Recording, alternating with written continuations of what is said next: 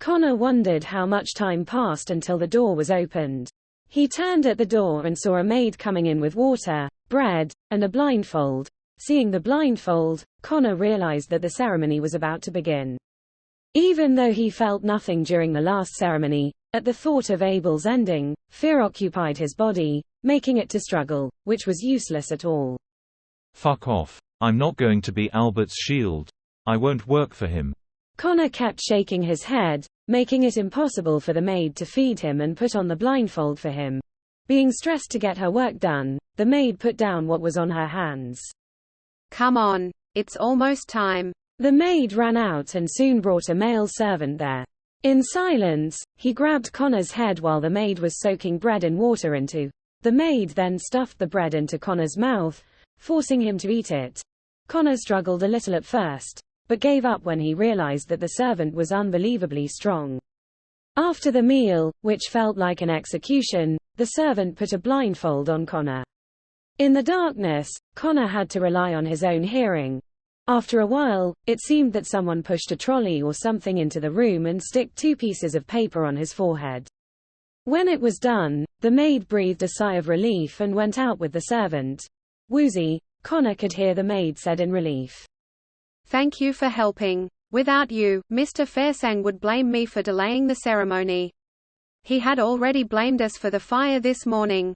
I don't understand what was happening at all. How could it be an arson? Both the ceremony room and the study are fine. The voices were getting farther away. On the contrary, Connor was getting more lucid. Was Albert thinking that someone had set fire in the morning that morning? This morning, that urgent issue. Albert thinks someone is hostile to him. Wants to take on him. The idea immediately filled Connor with a desire to live. There was no way of knowing for sure that it was arson, or that the arsonist wanted to take on Albert. However, Connor saw a glimmer of hope at the thought of the fact that Albert was under some kind of pressure. No matter if someone was stressing Albert out, or if Albert was just being suspicious, as long as he kept feeling stressed, then he would slip up, sooner or later. When the time comes, I'll find a way out. Silence and darkness surrounded everything around him, until Albert's voice broke them. Sir, please chant the incantation. Connor realized it was the start of the ceremony and the audience were on the other side of the camera. He cannot be sure if those who want to take on Albert were there or not. Even so, he tried to shout for help. Let me. Ack. An electricity current passed through Connor's body, as well as a sharp pain. It was only then that Connor realized what Albert had done.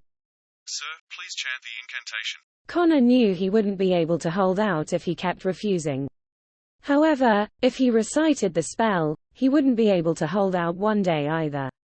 After a long struggle between the two choices, Connor made up his mind and slowly opened his mouth. Connor didn't know how many times he repeated the bizarre incantation. Little by little, he was unable to open his mouth, to make sound. Connor felt like he was losing control of his body, from his muscles to his vocal cords. Connor heard voices other than his own echoing throughout the room. More than one voice was speaking. It was like he was standing among the crowd. His ears captured all the sound of people, being unable to recognize what exactly they were saying.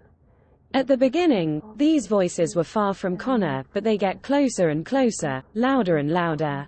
Connor could catch very little pronunciation that he was familiar with, but still, he couldn't understand them as words that he knew. As the voices became louder, sounds that he was familiar with left, being replaced by vague, unknown sounds. The voices were getting closer. Connor could even hear those voices resounding throughout his brain. They were speaking deafeningly in languages that Connor didn't know. At last, Connor could clearly hear what the voices were saying. His instincts and fear told him that it was not a language of human, but instead, horrific and profane syllables. Oyoila.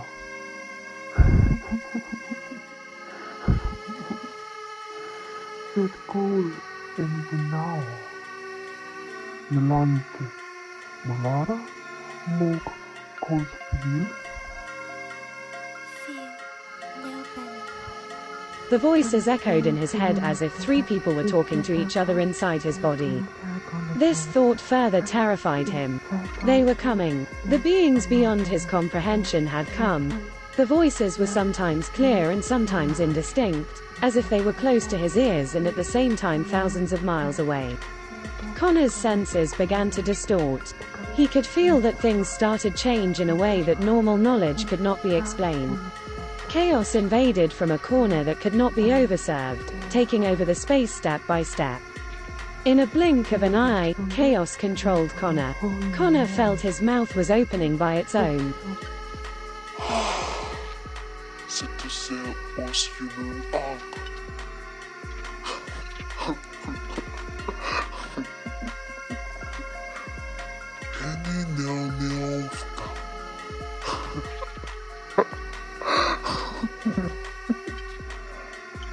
Connor heard a voice coming out from his own mouth. That was not his own voice. Hoo ha ha ha. This voice might be laughing at Connor's fear, or just be laughing out of joy. The only thing Connor could be sure about was, unprecedented fear has gripped him. He wanted to change the situation. However, being unable to do anything, he could only witness this strange and confusing chaos. Connor's body had been consumed by fear and madness. Just as he thought his consciousness was about to be consumed too, everything came to a sudden halt and was embraced by silent darkness. Being unable to see what was going on around him, Connor felt lightheaded. Suddenly he felt like everything returned to normal. It felt like the clock was turned back, to when the ceremony hadn't started, to when everything was peaceful. It felt like everything he experienced was nothing more than his imagination. Connor heard his own heartbeat, beating steadily and rhythmically. Surprisingly, that ordinary sound could slightly calm Connor down. He tried to move his fingers. Unlike what happened earlier, he was able to control his body and he could feel his fingers moving at his own will. Is it over? Connor moved his lips and found his mouth smiling. He pulled down his lip corners, breathing and thinking. This is the ceremony. Those sounds just now. Are those revelations? Did Abel hear these too?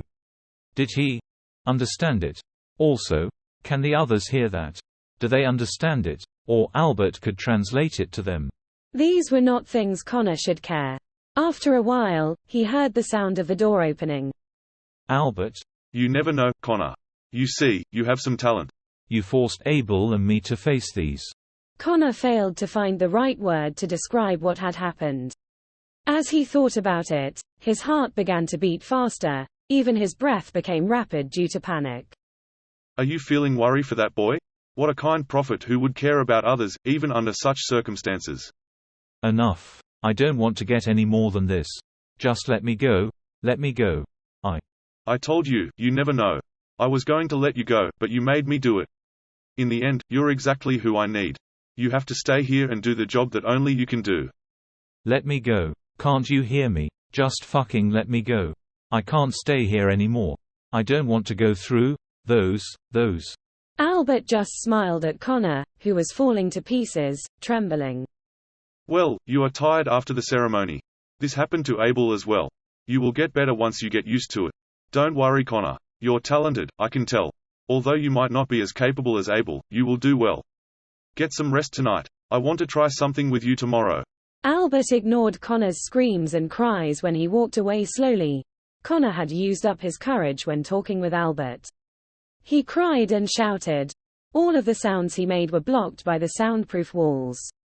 The Fersang mansion, which was 6 meters above, was still peaceful as usual. The next day, Connor stayed up all night, as he couldn't sleep even when he was tired after crying.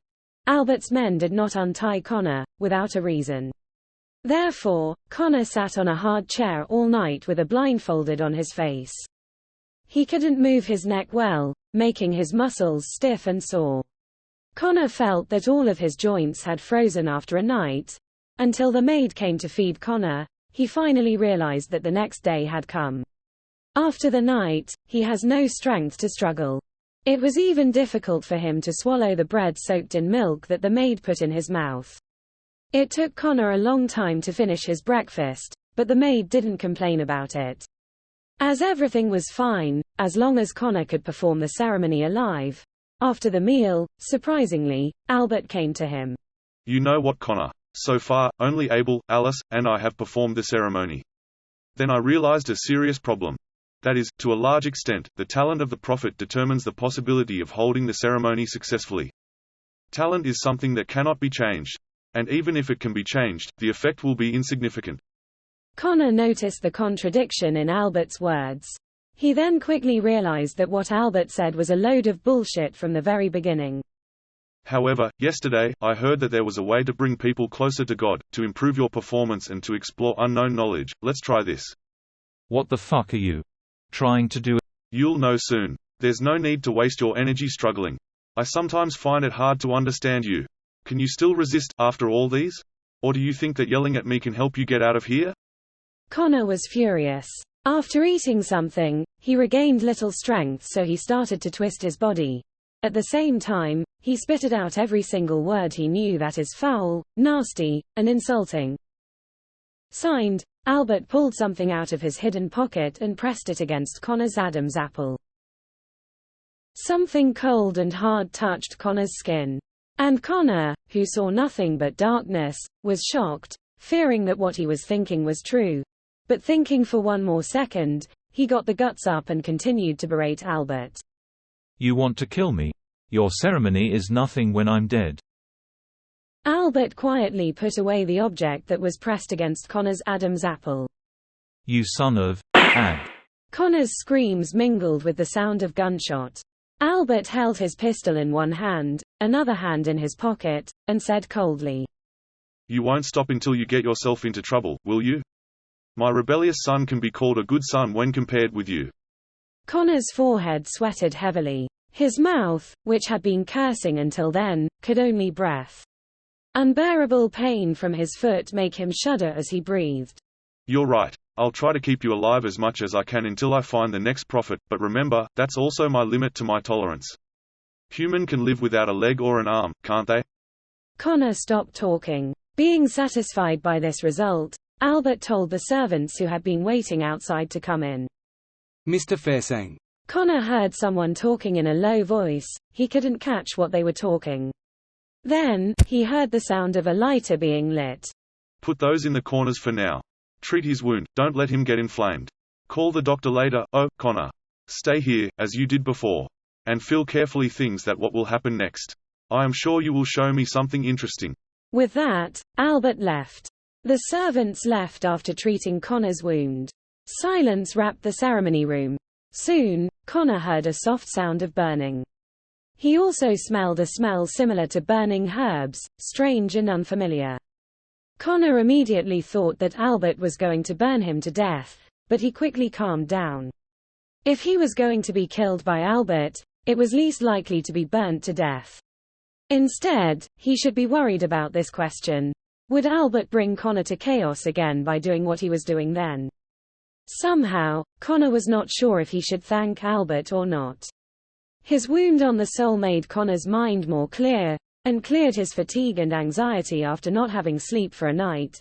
On the other hand, he was afraid that facing those unknowns with a clear mind would further destroy his sanity. It seemed that Albert must have burnt a lot of things. That strange smell filled Connor's whole nasal cavity, making him want to sneeze. But Connor didn't dare to let down his guard, even for a second. He snuffled. He could imagine what Albert could see on the other side of the camera. It must be the white color only. As Connor wondered when it would end, suddenly, he felt like someone walked past him. Connor heard no footsteps, nor the sound of the door opening. Therefore, there should be no one here, except Connor. However, Connor did feel someone walking by. That was a feeling he could hardly describe.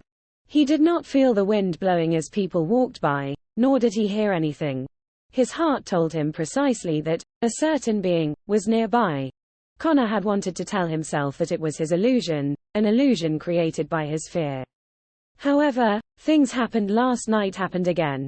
Connor lost the chance to deceive himself using silly excuses. Once again, Connor heard that unfamiliar language. They came. The beings who could play with Connor as they pleased came. Connor felt that those beings were increasing in numbers.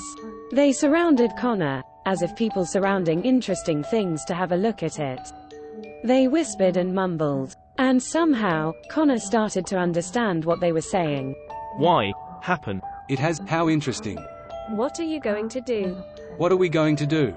It's not my office hours, so I'm not going to do business. Then just ignore him. How can I do that? I want him to entertain me. We can, this human. We can, hopefully it will be as fun as the last one. Light appeared in front of Connor. He thought someone pulled down his blindfold, but he could still feel the fabric covering his eyes. He could see only white color. He failed to understand what was going on. I don't think he can hold out. If you go too far, you will be free again for a while. How can that be? Your wife said that there was a talented human, right? Then you will need to wait until that human finds you. The content of the conversation of these beings was too ordinary. It sounded like normal chat between friends. But the strange sounds coming out of their mouths reminded Connor that none of them were human, or even any kind of the creature that Connor knew. Fuck it. Hearing laughter, Connor could finally see another color in the plain world. 3 blurred figures approached him. As they came closer, their silhouettes became clearer, so clear that Connor couldn't believe what he saw. It was not a form of human, nor a form that any creature should have. It was not even a shape that ever existed in the world. Because of the fact that went beyond Connor's comprehension, he couldn't think anymore. He could not describe those approaching beings using his knowledge. The only thing he could do was to vent his fear. Albert entered the mansion with a young man who resembled him very closely. He was kindly smiling, but the emotion in his smile changed once he was back to his home. The young man stood by the door only, looking at that arrogant smile quietly with his green eyes. I thought you would be spending the winter break at your friend's home. It must cost a lot of time for you to plan all of these, coming back without letting your maids know. Father. What is it? I don't remember that you are a child who is overly attached to your father. I do remember that you were very close to Abel. You are my father. Who else will I see if I'm not seeing my own father after coming back home? I will go to see Abel tomorrow. He's still here, right? Oh, right. Do you know it? Abel died a month ago. Pharaoh was surprised for a moment, then bowed his head and chuckled. Well, I see. Albert studied Pharaoh's every move calmly and coldly, trying to see what Pharaoh's real thought at that moment was. What are you expecting, father? Do you think I would cry for him? I've thought carefully in the last 6 months. I was wrong. I should not have hindered you, or myself, because of someone who was merely an outsider. I was really scared when you pointed the gun at me. I then understood that I should be ashamed that I forced you to do that. You've worked hard for a comfortable life for me. I should understand you. Albert said nothing but watched his son expressing his filial piety with guilt on his face. With Albert staring at him like that, Pharaoh calmly took a seat opposite to Albert. He was sitting upright and waiting for his father's forgiveness. Suddenly, Albert laughed. That is the best thing I have ever heard. You've grown up, Pharaoh. I was too naive before. Albert gave Pharaoh a key that Pharaoh had seen before. From father to son. One day you'll have to manage the family business too. There will be a ceremony tonight.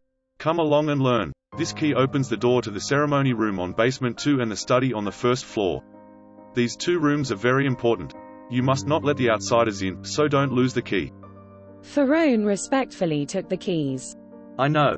Come on, go to the study. I have something else to teach you before the ceremony. Pharaoh bowed his head and silently stroked the cold key. Respect on his face disappeared gradually together with the cold of the key. Finally, he closed his eyes in agony. Holding the key in his palm, he made a fist and put it on his chest. Abel.